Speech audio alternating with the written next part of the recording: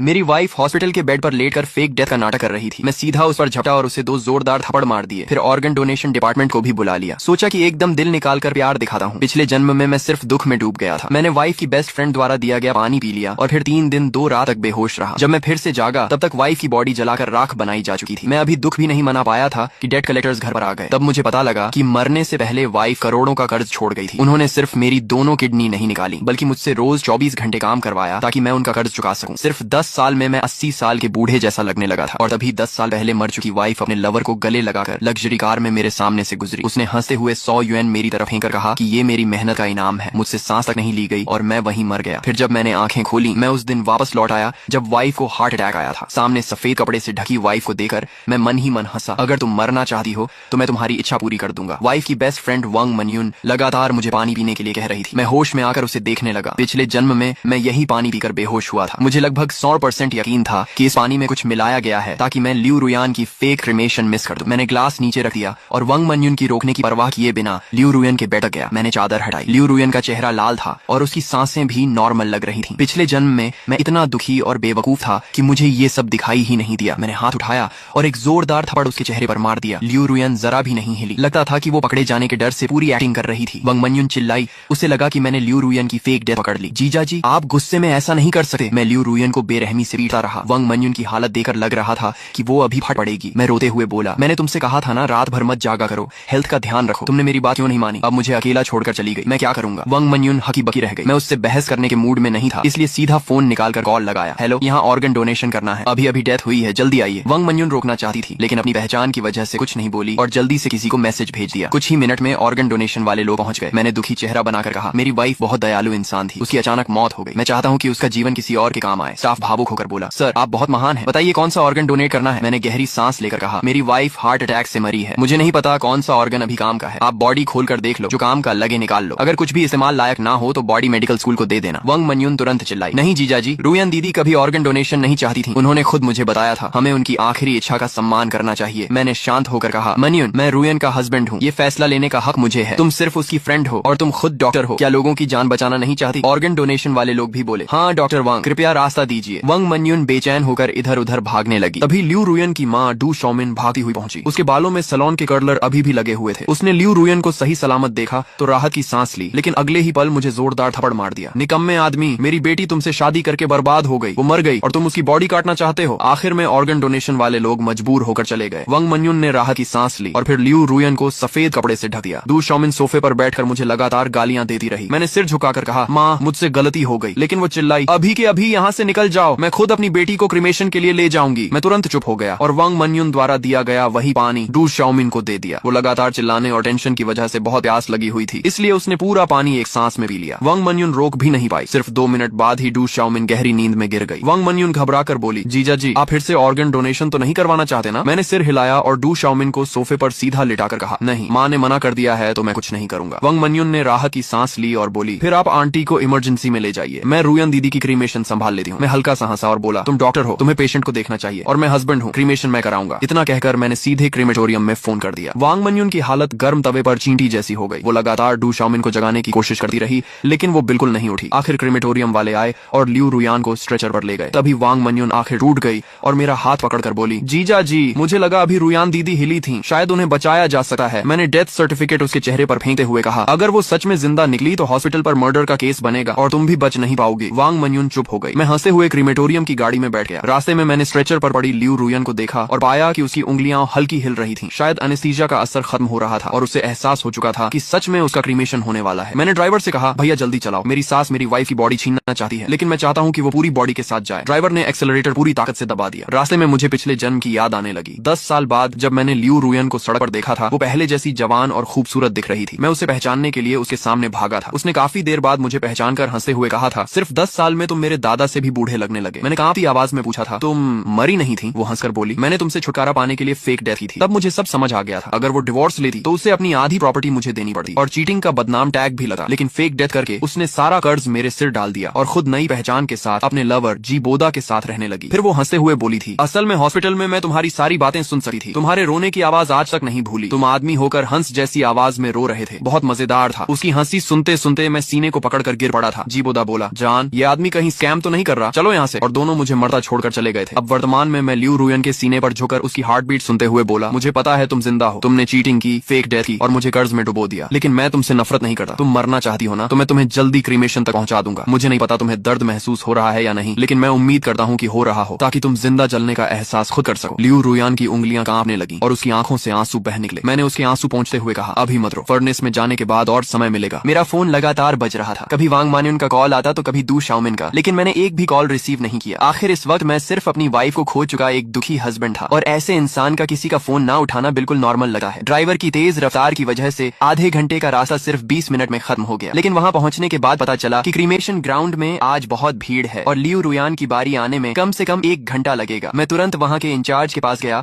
और रोने का नाटक करते हुए बोला, मेरी वाइफ की अचानक हार्ट अटैक से डेथ हो गई और ये खबर सुनकर मेरी सास भी हॉस्पिटल में एडमिट हो गई है। मुझे जल्दी वापस जाना है, प्लीज मेरी वाइफ का क्रीमेशन पहले करवा दीजिए। मैं अपनी सास को भी खोना नहीं चाहता। वह आदमी शायद पहली बार किसी को क्रीमेशन के लिए लाइन तोड़ते देख रहा था। उसने कहा, मैं आपकी सिचुएशन समझ सकता हूँ, लेकिन बाकी लोग भी काफी देर से वेट कर रहे हैं, इसलिए सीधे आपको आगे भेजना मुश्किल है। इतना कहकर उसने धीरे से अपना हाथ आगे बढ़ाया जैसे वह रिश्वत मांग रहा हो। मुझे समझ आ गया था कि ये लोग पैसे मांग रहे हैं। मैंने तुरंत फोन निकाला और उस आदमी को सीधे 2000 ट्रांसफर कर दिए। भाई प्लीज हेल्प कर दो, मैं एक ऑर्फन हूँ। मेरी वाइफ और मेरी मदर इन लॉ ने हमेशा मुझे अपनों से भी ज्यादा प्यार दिया है, मैं उन्हें दोबारा नहीं खो सका। मेरी बात सुनकर वो आदमी इमोशनल हो गया और उसने मदद कर दी। इस तरह लियू रुयान को लाइन तोड़कर सीधे अंदर भेज दिया गया और सिर्फ 10 मिनट के अंदर ही उसे क्रीमेशन फर्नेस की तरफ ले जाया गया। स्टाफ जैसे ही बटन दबाने वाला था, मैंने उसका हाथ रोक लिया। मैं नहीं चाहता था कि किसी और के हाथों उसका एंड हो, बदला मुझे खुद लेना था। मेरे जोर देने पर स्टाफ मान गया और बटन दबाने की परमिशन मुझे दे दी, लेकिन उसी वक्त गेट के बाहर से डू शाओमिंग और वांग मान्युन की घबराई हुई आवाज गूंज उठी, रुको, बॉडी को मत जलाना, प्लीज रुक जाओ, मेरी बेटी को बाहर निकालो। जीजा जी वेट करो, आंटी को रुयान दीदी से कुछ कहना है। लेकिन वांग मान्युन चिल्लाई, दूर हट, मैं अपनी बेटी को खुद जलाऊंगी। इतना सब होने के बाद भी दोनों फेक डेथ का ड्रामा कंटिन्यू करना चाहते थे। मैं जमीन पर घुटनों के बल गिर गया और दुखी होने का नाटक करते हुए बोला, माँ रुयान जा चुकी है, अब उसे शांति से जाने दीजिए। मैं उसका हस्बैंड हूँ, मैं कभी उसे छोड़कर नहीं जाऊंगा। हमारी बहस देकर आसपास लोग इकट्ठा होने लगे। क्रीमेटोरियम के वर्कर्स भी कंफ्यूज्ड होकर एक दूसरे का चेहरा देखने लगे। एक वर्कर इरिटेट होकर बोला, यहाँ कोई ड्रामा चल रहा है क्या? ये क्रीमेटोरियम है, मजाक की जगह नहीं। इतना कहकर उसने बटन दबाने की कोशिश की, लेकिन वांग मान्युन और डू शाओमिन पागलों की तरह उस पर झपट पड़े। दोनों इतनी जोर से बटन की तरफ कूदे कि वर्कर डरकर साइड हट गया और अगले ही सेकंड दोनों सीधे बटन पर गिर पड़े। बूम! फर्नेस के अंदर भड़कती हुई आग ने पल भर में लियू रुयान को अपनी लपटों में निगल लिया। 2 तेज चीखें गूंजी और सब लोग शौक में वांग मान्युन और डू शाओमिन को देखने लगे, लेकिन मेरी नजर सिर्फ फर्नेस के अंदर थी। लगता था एनेस्थीसिया का असर अब पूरी तरह खत्म हो चुका था। मुझे हल्का सा दिख रहा था कि लियू रुयान मुंह खोलकर मदद के लिए हाथ बढ़ा रही है, लेकिन बाहर का हंगामा इतना ज्यादा था कि किसी ने उस तरफ ध्यान ही नहीं दिया। 1 मिनट बाद जब सबने दोबारा फर्नेस की तरफ देखा तो क्रीमेटोरियम के स्टाफ धीरे धीरे हैरानी से बात करने लगे। मैंने पहली बार देखा है कि किसी का हाथ इतना ऊपर तक उठ रहा हो, बिल्कुल जिंदा इंसान जैसा लग रहा है। अच्छा हुआ दिन का टाइम है, वरना आधी रात में तो मुझे लगा कोई डेड बॉडी वापस जिंदा हो गई। मैंने आंखों से नकली आंसू पोंछे और मुश्किल से अपनी मुस्कान छुपाई, फिर दुखी चेहरा बनाकर बोला, मेरी वाइफ अपनी माँ से सबसे ज्यादा प्यार करती थी। शायद आंटी की आवाज सुनकर वो आखिरी बार उन्हें देखना चाहती होगी। उसके बाद मैंने फर्नेस की तरफ देखकर आंसू पोंछने का नाटक किया और धीरे से बोला, रुयान तुम आराम से जाओ, मैं माँ का ख्याल रखूंगा और बहुत जल्द तुम दोनों को दोबारा मिला दूंगा। वांग मान्युन जमीन पर गिरी हुई डू शाओमिन की बिल्कुल परवाह नहीं करती और लड़खड़ाते हुए मेरे पास दौड़ी। जैसे ही उसने भट्टी के अंदर का नजारा देखा, वो वहीं आधी पागल सी हो गई। वो पागलों की तरह क्रीमेशन बटन दबाने लगी और चिल्लाई, रुको रुको! कर्मचारियों ने पहली बार किसी फैमिली मेंबर को इतना हिस्टेरिकल देखा था, इसलिए तुरंत उसे पीछे खींच लिया। मैडम, हम समझते हैं कि आप दुखी हैं, लेकिन डेड इंसान वापस नहीं आते। आप लोग ऐसा करेंगे तो मरने वाले की सोल भी चैन से नहीं जाएगी। वांग मान्युन का चेहरा इतना सफेद पड़ चुका था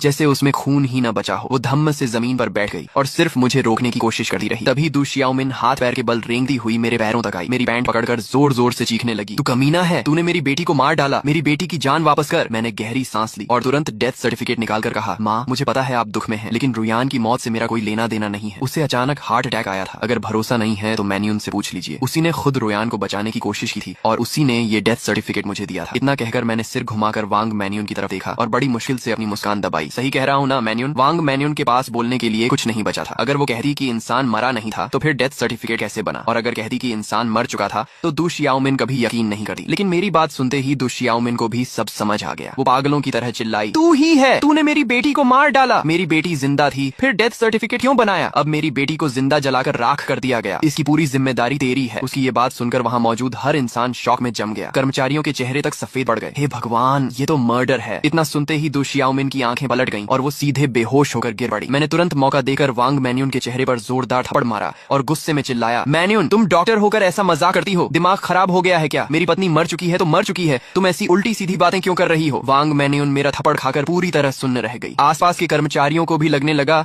कि शायद वो दुख में पागलों जैसी सी बातें कर रही है, इसलिए सब अपने अपने काम में वापस लग गए। जब तक लियू रुयान पूरी तरह राख बन चुकी थी, मैं गुस्से और दुख का नाटक करते हुए उसकी अस्थियां लेकर क्रीमेटोरियम से बाहर निकल आया। जाते जाते भी मैंने वांग मैनेयुन से कहा, तुमने बेवजह माँ को इतना डरा दिया कि वो बेहोश हो गई। अब उन्हें हॉस्पिटल ले जाने की जिम्मेदारी तुम्हारी है। ऐसा नहीं था कि मैं वहाँ रुकर तमाशा नहीं देखना चाहता था, लेकिन मेरे पास इससे भी ज्यादा जरूरी काम थे। घर लौटे ही मैंने लियू रुयान की राख को ड्राइंग रूम में सबसे दिखने वाली जगह पर रख दिया और तुरंत लॉयर से कांटेक्ट किया। फिर मैंने उसकी कंपनी, प्रॉपर्टी और इनहेरिटेंस अपने नाम करवाने की तैयारी शुरू कर दी। पिछले जन्म में मैं दुख में इतना डूब गया था कि जब तक मुझे होश आया, कंपनी मेरे हाथ से जा चुकी थी। अगर इस बार भी मैंने जल्दी कुछ नहीं किया तो जैसे ही दु शियाओमिन होश में आएगी, वो सब कुछ हथियाने की कोशिश करेगी। लॉयर चेन, रुयान की मौत अचानक हुई है, लेकिन उसने जिंदा रहते फैमिली ट्रस्ट और ओवरसीज अकाउंट्स के बारे में कुछ बातें बताई थी। मैं चाहता हूँ कि आप अपने सारे कॉन्टेक्ट इस्तेमाल करके 48 घंटों के अंदर उसकी असली ट्रांजैक्शन हिस्ट्री निकालें। फोन के दूसरी तरफ चेन जियानजांग थोड़ा हिचकिचाया। मिस्टर लिन, पब्लिक रिकॉर्ड्स के हिसाब से मिस लियू के नाम पर सिर्फ कुछ प्रॉपर्टीज और एक ऑलमोस्ट बैंकरप्ट कंसल्टिंग कंपनी है और साथ में करोड़ों का डेट भी। मैंने ठंडी आवाज में कहा, लॉयर चेन, लियू रुयान इतनी चालाक औरत थी कि वो डिवोर्स लेने के बजाय फेक डेथ करना ज्यादा सही समझी। इसका मतलब साफ है कि वो जिन एसेट्स को बचाना चाहती थी, उनकी कीमत उन डेट्स से कहीं ज्यादा है। सब कुछ पता लगाइए, आपकी फीस 3 गुना कर दूंगा। कहते हैं ना, ज्यादा रिवॉर्ड मिलने पर लोग जान लगा देते हैं। अगले ही दिन दोपहर में मुझे लॉयर चेन की एनक्रिप्टेड मेल मिल गई। जैसा मैंने सोचा था, बिल्कुल वैसा ही निकला। लियू रुयान अपनी तथाकथित मेडिकल कंसल्टिंग कंपनी के जरिए लंबे समय से मनी लॉन्ड्रिंग और एसेट्स ट्रांसफर कर रही थी। उसने वांग मैन्यून के डॉक्टर बैकग्राउंड का इस्तेमाल करके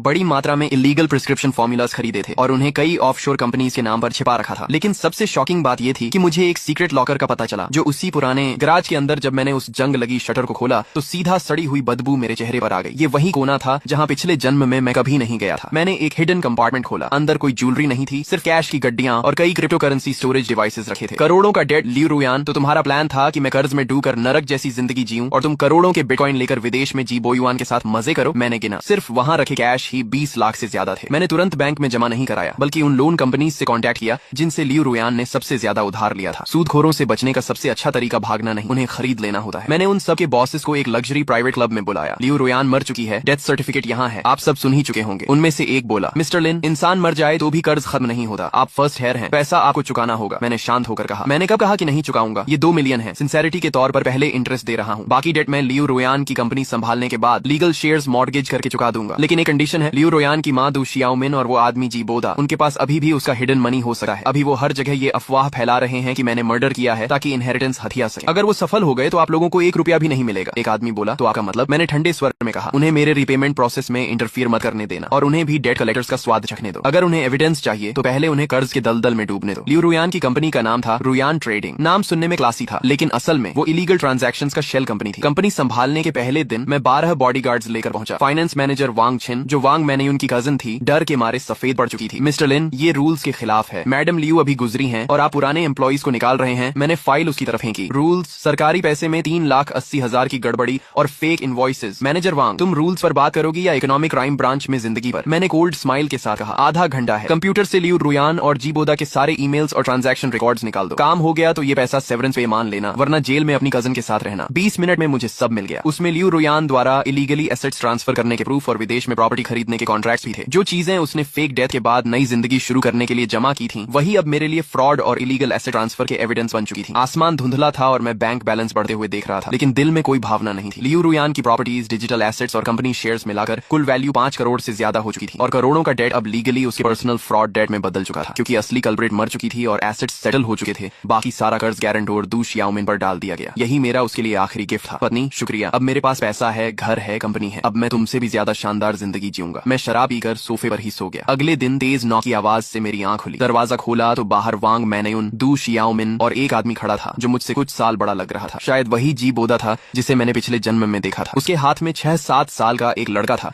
जिसकी शक्ल लियू रुयान से मिलती थी। तो ये उनका इलेजिटिमेट सन था। इसी वजह से शादी के बाद वो कभी बचा नहीं चाहती थी। तीनों की आंखों के नीचे काले घेरे थे और पीछे कुछ पुलिस ऑफिसर्स खड़े थे। दु शियाओमिन चिल्लाई, ऑफिसर, यही आदमी है जिसने मेरी बेटी को जिंदा जला दिया। इसे पकड़ो और इसे भी फर्नेस में झोंक दो। मुझे पहले से अंदाजा था कि ये ड्रामा होगा, बस इतना जल्दी होगा ये नहीं सोचा था। मैंने हेल्पलेस बनते हुए लंबी सांस ली और डेथ सर्टिफिकेट निकालकर बोला, ऑफिसर, ये मेरी पत्नी का डेथ सर्टिफिकेट है। मेरी सास उसकी मौत सह नहीं पा रही है, शायद मेंटली अनस्टेबल हो गई है। फिर मैंने दुखी चेहरा बनाकर कहा, मेरी और मेरी पत्नी की शादी को 3 साल हुए थे। हम एक दूसरे से बहुत प्यार करते थे। मैं नहीं चाहता था कि उसकी बॉडी सड़ जाए, इसलिए मैंने तुरंत क्रीमेशन करा दिया। क्या इसमें मेरी गलती है? दु शियाओमिन गुस्से से कांपते हुए बोली, बकवास, मेरी बेटी तुम जैसे निकम्मे आदमी से नफरत करती थी। अगर उस समय बोदा डिवोर्स ले सका तो रुयान तुमसे कभी शादी नहीं करती। तुमने जानबूझकर जल्दी क्रीमेशन करवाई ताकि उसकी कंपनी और इनहेरिटेंस हथिया सको। मैंने कंपनी वालों से कंफर्म किया है, मैंने आंखें लाल करते हुए कहा, माँ आप मुझे गाली दे सकती हैं, लेकिन हमारा प्यार सच था। अगर प्यार नहीं होता तो वो मुझे फर्स्ट हेयर क्यों बनाती? और आप लोग कह रहे हैं कि वो जिंदा थी, तो क्या इतना बड़ा हॉस्पिटल ये नहीं पहचान सका कि कोई इंसान जिंदा है या मर चुका? मैन्यून ने खुद मुझे बताया था कि रुयान ब्रेन डेड थी और उसका दिल भी रुक चुका था। कौन जिंदा इंसान ऐसा होता है? दू शियाओमिन तुरंत वांग मैन्यून की तरफ देखने लगी, लेकिन वांग मैन्यून सिर्फ सिर झुकाकर खड़ी रही। अगर वो अब मान लेती कि डेथ सर्टिफिकेट फेक था तो सीधा क्रिमिनल केस बन जाता, इसलिए उसने चुप रहना ही बेहतर समझा और माहौल पूरी तरह डेडलॉक में बदल गया। शिबोदा ने धीरे से डू शियाओमिन का स्लीव पकड़ लिया। डू शियाओमिन चुप हो गई और गहरी सांस लेकर बोली, रुयन सच में मरी नहीं है, मैं रुयन का बॉयफ्रेंड हूँ। सालों पहले मिसअंडरस्टैंडिंग की वजह से हमारा ब्रेकअप हो गया था, फिर गुस्से में उसने तुमसे शादी कर ली। इस साल मेरा डिवोर्स हो गया तो मैं अपने बच्चे के साथ रुयन को ढूंढने आया। रुयन भी जानती थी कि वो आज भी मुझसे प्यार करती है, इसलिए वो फेक डेथ करके तुम्हें छोड़ना चाहती थी, लेकिन हमने कभी नहीं सोचा था कि तुम सच में उसका क्रीमेशन कर दोगे। लेकिन तुम रुयन को गलत मत समझना, उसने ये सब सिर्फ तुम्हें हर्ट न करने के लिए किया था। वो बहुत काइंड वुमन थी। अब रुयन नहीं रही तो हम बस चाहते हैं कि तुम इस बच्चे को एक्सेप्ट कर लो ताकि इसे इसका लीगल इनहेरिटेंस मिल सके। मैंने पानी का एक SIP लिया और फिर डू शियाओमिन की टोन कॉपी करते हुए कहा, तुम बकवास कर रही हो माँ, मुझे पता है तुम्हारी और रुयन की रिलेशनशिप कभी अच्छी नहीं थी। मरने से पहले रुयन ने अपनी विल में तुम्हारे लिए एक पैसा तक नहीं छोड़ा, इसलिए अब तुम पता नहीं कहां से एक बच्चा लेकर आई हो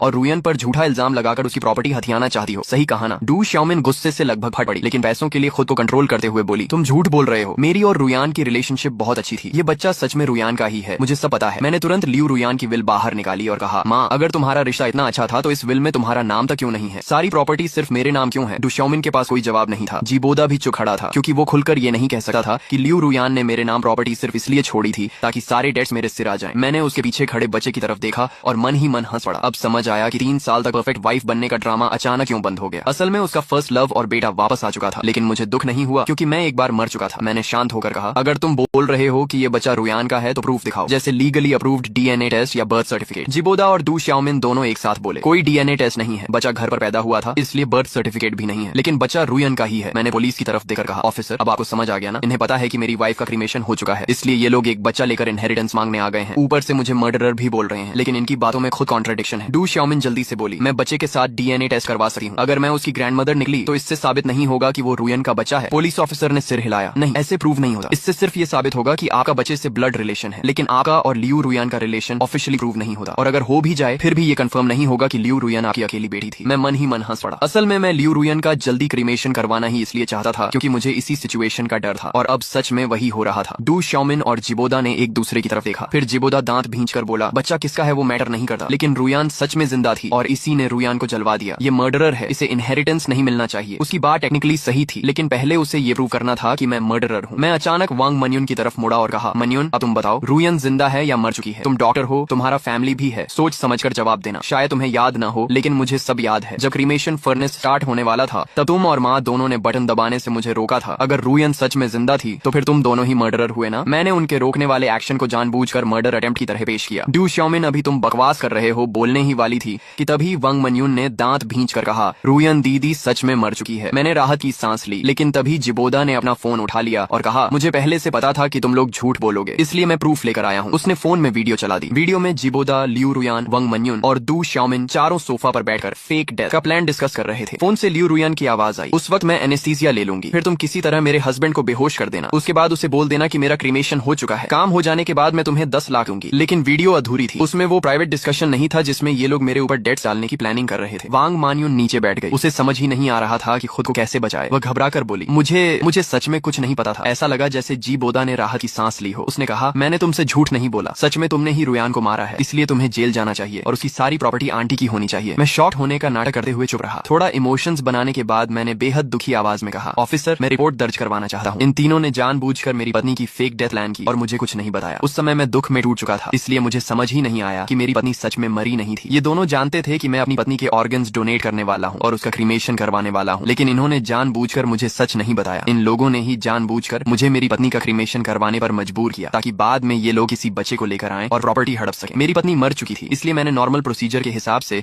उसका क्रीमेशन करवाया। क्या यह भी गलत है? जाहिर सी बात थी, इसमें मेरी कोई गलती नहीं थी। उन दोनों ने सोचा था कि सच जानकर मैं टूट जाऊंगा और उनके कंट्रोल में आ जाऊंगा, लेकिन मैं पहले ही एक बार मर चुका था। मैं अब पिछली जिंदगी वाला सीधा और बेवकूफ इंसान नहीं रहा था। जिस पल मेरी दोबारा आंख खुली थी उसी पल मैंने तय कर लिया था कि आगे का हर कदम कैसे उठाना है। मेरा गला तक बैठ चुका था। मैंने रोते हुए कहा, जब मैं ऑर्गन्स डोनेट करना चाहता था तब माँ आप भी वहाँ थी। जब आपने डोनेशन रिजेक्ट किया तब आपने मुझे सच क्यों नहीं बताया? अगर सिर्फ डिवोर्स चाहिए था तो क्या मैं मना कर देता? साफ है कि आप लोगों ने ही रुयान को बहकाया, उसे फेक डेथ के लिए तैयार किया और मुझे ऐसा इंसान बना दिया जिसने अपनी ही पत्नी को क्रीमेशन फर्नेस तक पहुंचा दिया। आप लोग कितने निर्दयी हैं, दुशाओमिन घबराकर बोली, क्योंकि रुयान ने कहा था कि तुम्हें हर हाल में यकीन दिलाना होगा, इसलिए मैं सिर्फ ऑर्गन डोनेशन रोक सकी थी, सच नहीं बता सकी थी। मैंने तुरंत कहा, तो फिर यह क्या है? जब मैं क्रीमेटोरियम जा रहा था तब तुम लोगों ने मुझे फोन किया था, इसका मतलब तुम्हें पता था कि मैं रुयान का क्रीमेशन करने जा रहा हूँ। उस समय मैं इतना दुखी था कि फोन नहीं उठा पाया, लेकिन तुम मैसेज तो भेज सकती थी। और जब हम क्रीमेटोरियम पहुंचे तब भी रुयान का क्रीमेशन शुरू नहीं हुआ था। फिर तुम लोगों ने सच क्यों नहीं बताया? उल्टा सबके सामने जानबूझकर फर्नेस का बटन दबा दिया। दुशाओमिन और वांग मानियुन पूरी तरह चुप हो गए, लेकिन मैं सच्चाई जानता था। उन्हें पूरा भरोसा था कि सब कुछ समय पर हो जाएगा। बस अगर क्रीमेटोरियम में थोड़ी देर के लिए मुझे दूर कर दें तो उनका प्लान सफल हो जाएगा। आखिर रिस्क लेकर ही तो लोग अमीर बनते हैं। आखिरकार यह पूरा ड्रामा बिना किसी नतीजे के खत्म हुआ। हर कोई अपनी अपनी बात को सही साबित कर रहा था, इसलिए पुलिस हम सबको स्टेशन ले गई और इन्वेस्टिगेशन पूरी होने तक टेम्पररी कस्टडी में रखा। कुछ दिनों की जांच के बाद पुलिस को पता चला